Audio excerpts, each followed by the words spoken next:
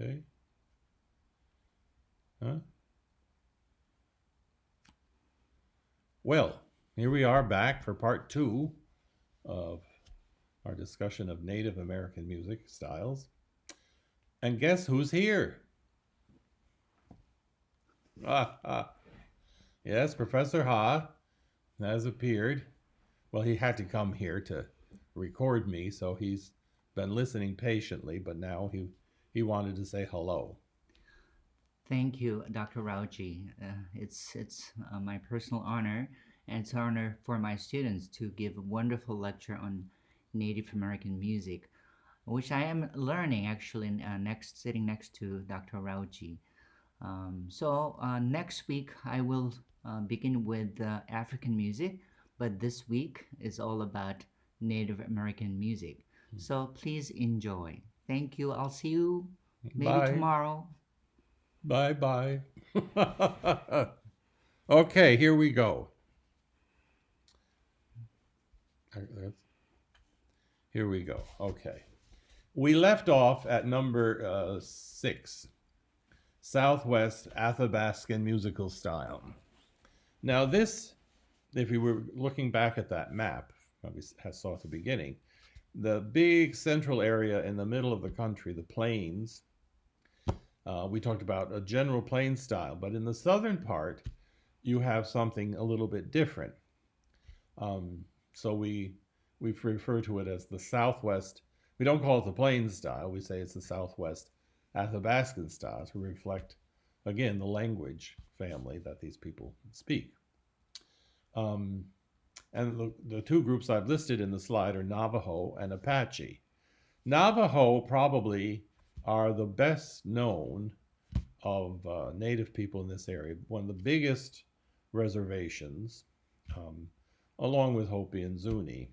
Apache, there are different types of Apache. Mescalero Apache towards the south, Jicarilla Apache, um, among others. So you have different little uh, subgroups. When you say Apache, it means a whole more than one particular group. Now, what's interesting about the music here is that, uh, well, the characteristics: simple rhythmic organization, shaking, fast rattle shakes with pulsation. So instead of just rattles, sort of keeping the beat or casual, there's a kind of insistent rattle, fast and then sometimes pulsing. So you get an accented rattle shake. And the music, the songs themselves, are in what we call a strophic form. Now, a strophic song is a song that has verses. We know first verse, second verse, third verse in hymns, but we know that also in other popular songs that have a first and second verse. And in poetry, we know that each verse, sometimes someone will refer to it as a strophe of the first strophe of a poem. Strophic. So when we have these sectional things, in music, it means that you have different text but the same music.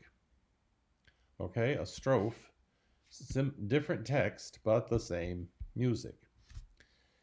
Wide melodic range for these melodies with wide leaps. So this is different kind of activity that we've heard in other styles. They use a lot of pulsation. They use a very nasal sound, and the men sing in falsetto. Some folks would say that the plains use falsetto, um, and that's argue. You can argue that, but I hear the plains as being a kind of shrill, tense vocal style. I hear falsetto being that falsetto. You hear it in pop music. Uh, you hear it in almost every musical style, and I don't think that has the kind of tension. It's just where the voice sounds, the high male sound. Now, what comes out of this musical style are the peyote religion songs, or the songs for the Native American church. Um, Now, peyote, if you didn't know, is a cactus. And if you chew the bulbs, you can ingest them and chew on them, and you get high to some extent. Probably you throw up a little, to be, and sometimes it's associated with visions. And it's important to remember that cultures all around the world have spiritual quests. People want to have spiritual enlightenment. People want to have spiritual experiences that are meaningful. Um, and there are ways to do this with, we might say simply with drugs, but with plants, coca leaves, peyote, some mushrooms among the Mazatec people in Mexico, fermented beverages like beer, etc., other drinks. And of course, in our culture, we have such issues with drugs because people use them as escape. And but for Native people, this experience was very special, and it was always done within a controlled environment. You had to have a guide, someone to help you, to, in a sense, protect you as you try to have this kind of spiritual experience or go down this kind of spiritual path. So that's why when we talk about the Native American church, it's an important aspect of that grew out of cultural practice. The cactus itself grows mostly in the Southwest, so the focus of the whole practice of peyote religion is there, but there are practitioners in the East and other parts of the country. Now, we'll get to a peyote song, but first, what I want to do is give you an example here at number six of a Navajo yebechai. And this is a wonderful example. It's very clearly falsetto without the harsh, shrill aspects of the plains that might be associated with plain singing style. And this was collected in 1950. Sandoval Bigay, collected in 1950 by Willard Rhodes, a ethnomusicologist who did lots of collection and recordings. And it has a lot of spirit. I mean, it's sort of fun just to listen to it because it's so energetic. So I hope you like it as you listen to it. I might say that the Navajo have a whole series of ceremonies. There's something called the Blessing Way. There's the Water Way. There's the Enemy Way. Here we have the Night Chant. These are all aspects. Essentially, for the Yebechai, this connects. It's representing the mountain gods coming down among the people, and that happens with Mescalero Apache in some of their practices as well. So there is that spiritual connection. So I hope you like it. Now we move to the Great Basin area, the Utah. This is where the Paiute and the Ute were, the Shoshone people.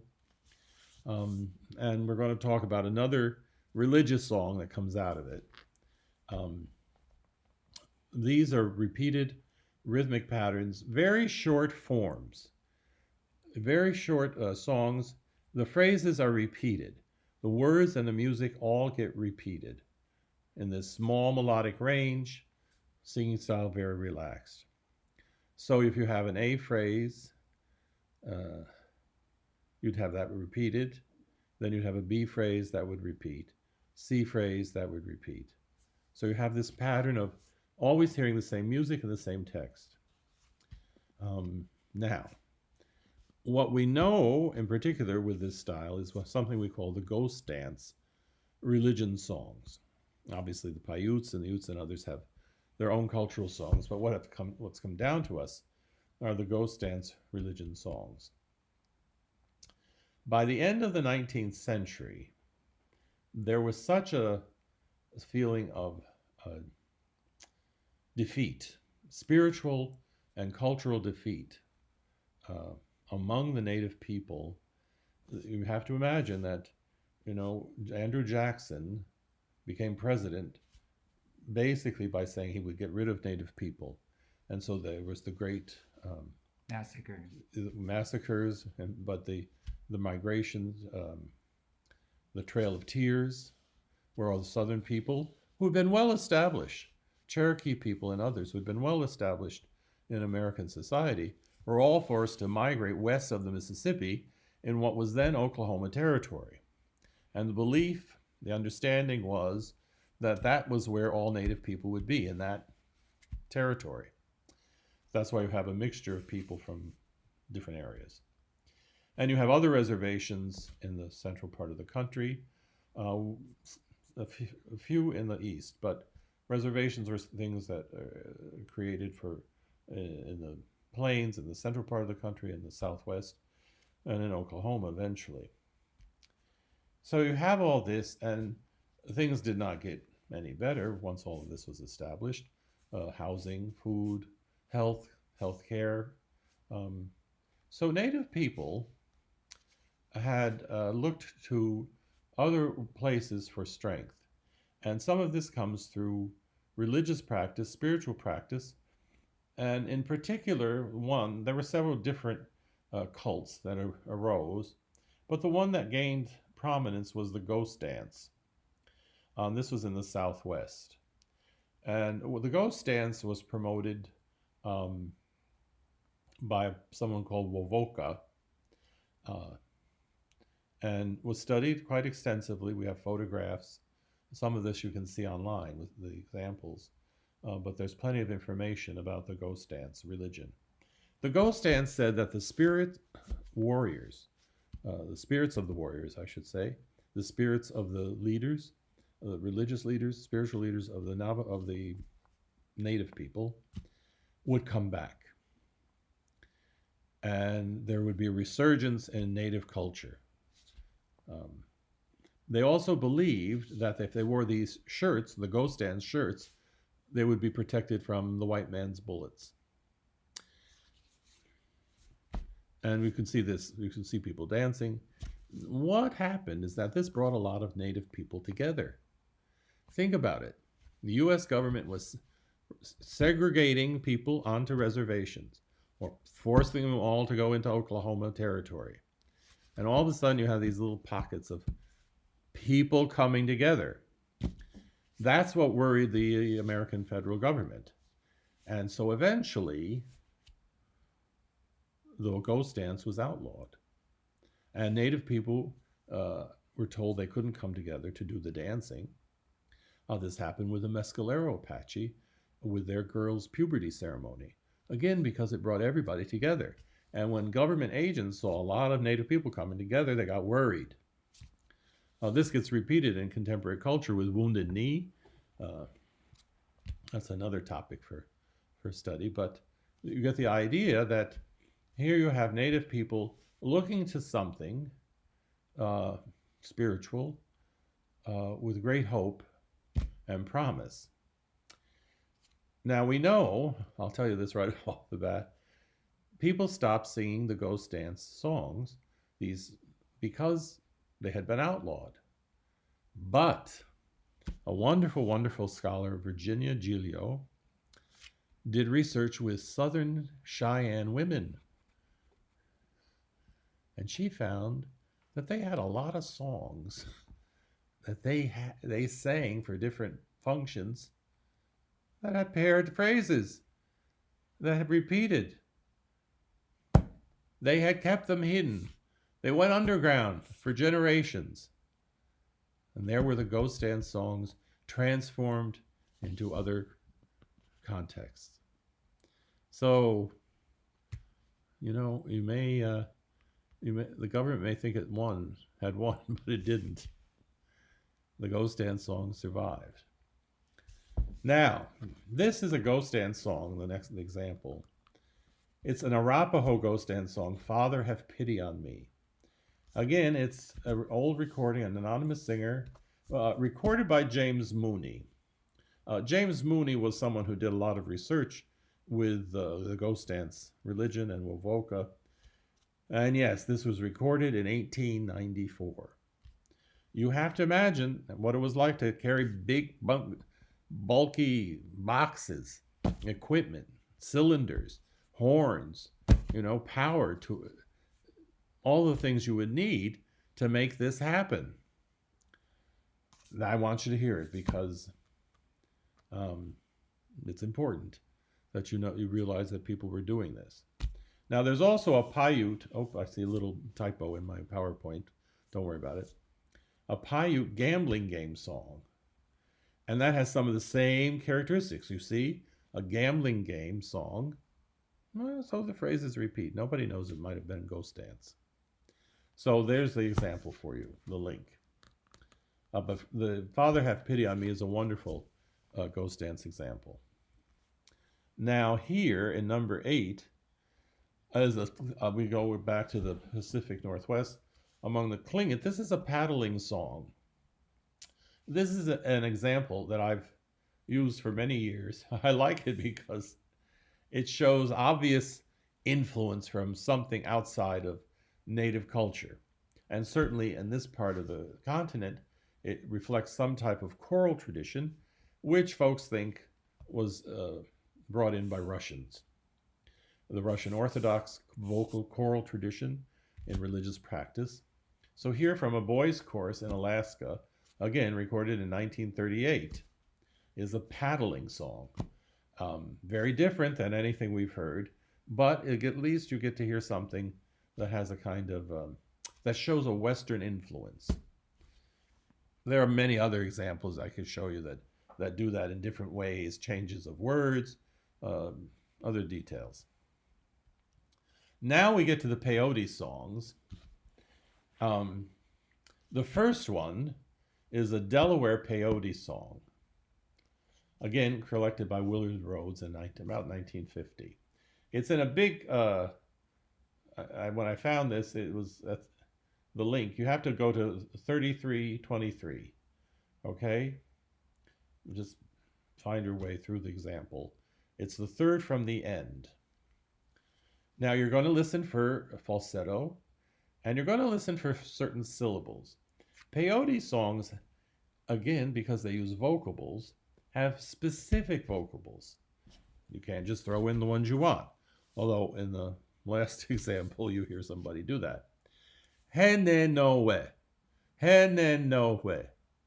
Those are peyote song syllables. And that's what you'll hear in a traditional peyote song. All right, among all the vocables, hene no we. So we have that one, which is traditional. And then you have, well, you really have two. Jim Pepper's Powwow. He's been around for a long time. This is from 1971, so it's old. Even when it came out, it was kind of old sounding.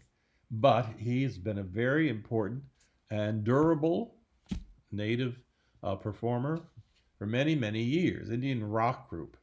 What he does first is a traditional peyote song. It's his version of a traditional peyote song because it has the wrong syllables. Then he does a rock style peyote song, which you might be amused by. He calls out native groups, the names of native groups before the music actually starts. I love the saxophone kind of drug-induced sound that comes towards the end of the song. But Jim Pepper's Powwow, he's been all over. He's so well known. I think that's our last slide. So now that's the overview. You have all of these culture areas, and we have musical styles, the three big ones: Plains, Eastern Woodlands, and Southwest Pueblo. Then you have Southwest Athabascan with Navajo songs, the Ebichai and the Peyote songs coming out of that. You have the Great Basin style with the Ghost Dance songs that come out of that. As well, you have California Yuma style, Pacific Northwest Coast, and Inuit or Eskimo with the throat game songs, which are a lot of fun. As I said, there are a lot of folks doing this now. So that's the overview of Native American music. Certainly, if you have any questions, let Dr. Ha know. He can answer them, or he'll contact me and I'll answer them the best I can. Or you can find answers in other places too. But there are lots of, and these are all traditional, the one thing you should keep in mind. There are lots of performers out there, native people, doing new music, adding to it, their interpretation in contemporary culture. So I hope you enjoyed it. Thank you, and good luck. Bye bye.